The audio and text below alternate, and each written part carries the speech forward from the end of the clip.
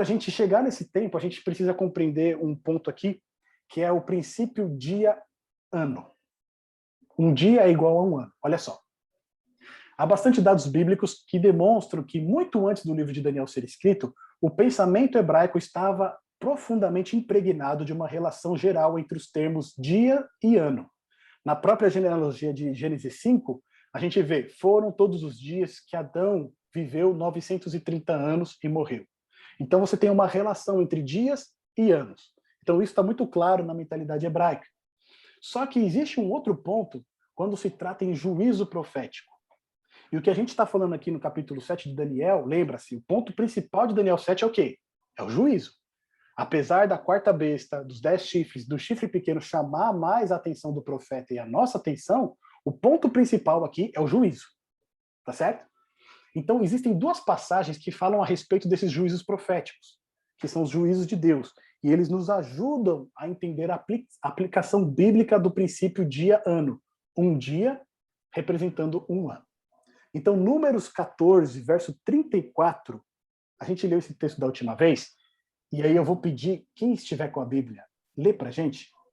Números, capítulo 14, verso 34. E o outro texto, que eu vou pedir para uma outra pessoa já preparar, é Ezequiel, capítulo 4, verso 7. Tá bom? São esses dois textos que eles vão explicar pra gente esse conceito, esse princípio de um dia como um ano profético, quando se trata de juízo. Tá bom? Então, quem encontrar Números 14, verso 34, pode abrir o microfone e pode ler pra gente, por favor. Segundo o número dos dias em que espiaste a terra, 40 dias, cada dia representado por um ano. Levarei sobre vós a vossa iniquidade, 40 anos, e tereis experiência do meu desagrado. Então, olha só. Segundo cada dia que espiaste a terra, cada dia por um ano. Aqui Deus está proferindo um juízo contra o grupo de Israel que havia saído do Egito. Deus orientou Moisés a enviar um grupo de espias para olhar como era a terra de Canaã. Esse grupo ficou lá durante 40 dias e depois retornou. Eram 12 espias, um de cada tribo. Eles retornam. Quando eles retornam, só 2 dão um testemunho favorável, confiando em Deus, né? Josué e Caleb. E os outros 10 espias, eles vão falar, não, os homens de lá são gigantes, nós somos como gafanhotos perto deles, nós não temos chance, nós vamos ser destruídos. Então, em face disso, Deus profere um juízo contra o povo. Ele diz, cada dia por um ano, né, cada dia que vocês espiaram a terra, que foram 40 dias, cada dia por um ano, agora vocês vão vaguear pelo deserto. Ou seja, 40 anos, cada dia por um ano. Então aqui é um juízo profético de Deus contra o próprio povo de Israel. Como eles não creram na promessa de que eles iriam herdar a terra de Canaã, que eles iriam entrar e conquistá-la, por cada dia que os espias passaram lá, que foram 40, agora eles iam passar um ano no deserto, que eles passaram 40 anos.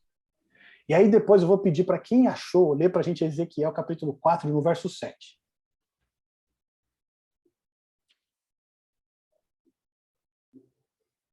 Alguém encontrou aí?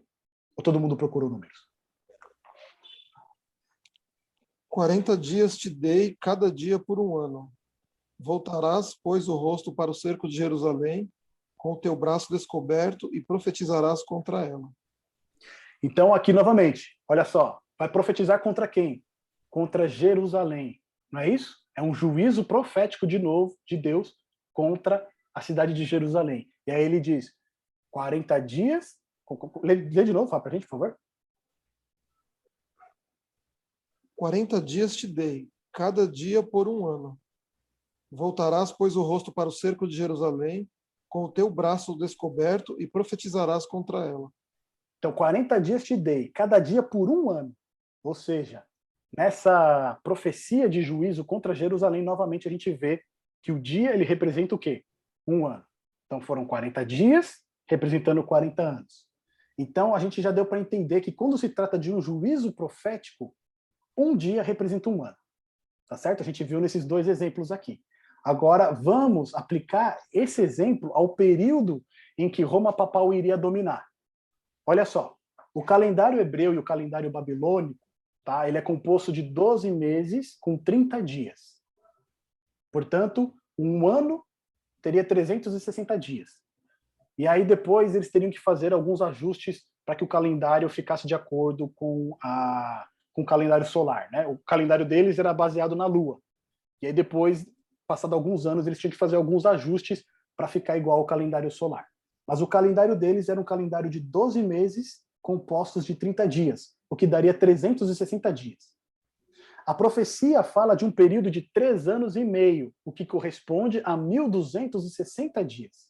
Ou seja, um tempo ou um ano, que é equivalente a 360 dias, mais tempos ou 2 anos, que é o equivalente a 720 dias, mas metade de um tempo, que seria meio ano, que representa 180 dias. Você somando todos esses dias, a gente chega a 1.260 dias.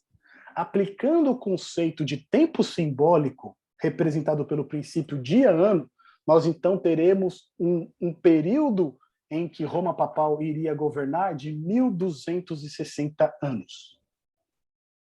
É isso que o texto bíblico está trazendo para a gente.